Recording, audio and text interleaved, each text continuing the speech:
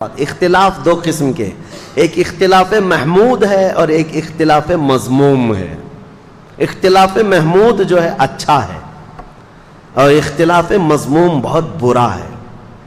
محمود اچھے اختلاف کو کہتے ہیں، تو آپ سوچیں گے کیا بھلا اختلاف بھی کوئی اچھا ہوتا ہے؟ ہاں ہوتا ہے، کیونکہ یہ بھی موجود ہے کہ حضور صلی اللہ تعالیٰ علیہ وسلم کی امت کے علماء کا اختلاف امت کے لیے رحمت ہے۔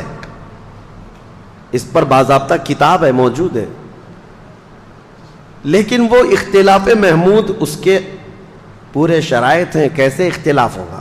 مثال کے طور پر حق پہچاننے کے لیے، حق جاننے کے لیے دونوں بھاگ رہے ہیں، دونوں دوڑ رہے ہیں۔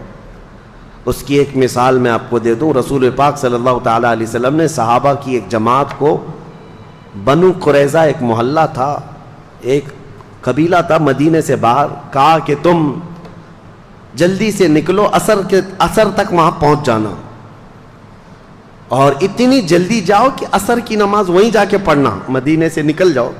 حضور نے بھیجا۔ اب یہ صحابہ کی ایک جماعتیں جا رہی ہے، چل رہے تھے، بیچ راستے میں عصر کا وقت اتنا ہو گیا کہ سورج ڈوبنے کے قریب آیا، لیکن یہ ابھی اپنی منزل نہیں پہنچے۔ تو اب صحابہ کی جماعت میں اختلاف، آدھے صحابہ یہ کہنے لگے ہم نماز یہاں پڑھ لیں گے، سورج ڈوب جائے گا، عصر قضا ہو جائے گی۔ حضور کے فرمانے کا مقصد یہ نہیں ہے کہ عصر چھوڑ کر کے جاؤ، حضور نے فرمایا تھا جلدی جاؤ۔ بعض دوسرے صحابہ نے کہا نہیں، حضور نے فرمایا بنو قریظہ میں جا کے عصر پڑھو، ہم وہیں جا کر کے پڑھیں گے، چاہے سورج ڈوبے چاہے رہے۔ کہا رسول اللہ نے فرمایا ہے تو ہم وہی کریں گے۔ اختلاف ہوا نا، دونوں کے درمیان اختلاف، لیکن اس اختلاف کی وجہ سے ان دونوں نے آپس میں ایک دوسرے کو گالی گلوچ تو نہیں کیا، ایک دوسرے کے خاندان کو نہیں بولا۔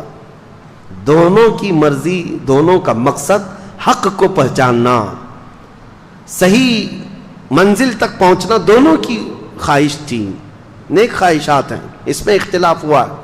بہرحال آدھے لوگوں نے نماز پڑھ لی اور آدھے جو نماز نہیں پڑھے تھے وہ بنو قریظہ تک پہنچے، سورج ڈوب گیا، عصر قضا ہو گئی۔ اب یہ مسئلہ کون صحیح کون غلط آپ بتا سکتے ہو؟ یہ دونوں جماعتوں میں کس نے صحیح کیا کس نے غلط کیا؟ اٹکل پچھو مارو گے تو اپنے دماغ سے کچھ بھی بولو گے۔ ہاں نماز پڑھنے والے تو صحیح تھے، نماز چھوڑ دیا انہوں نے۔ میرے عزیزو، نماز انہوں نے اپنی طبیعت کی مان کر نہیں چھوڑا، حضور کے فرمان کو سمجھ کر۔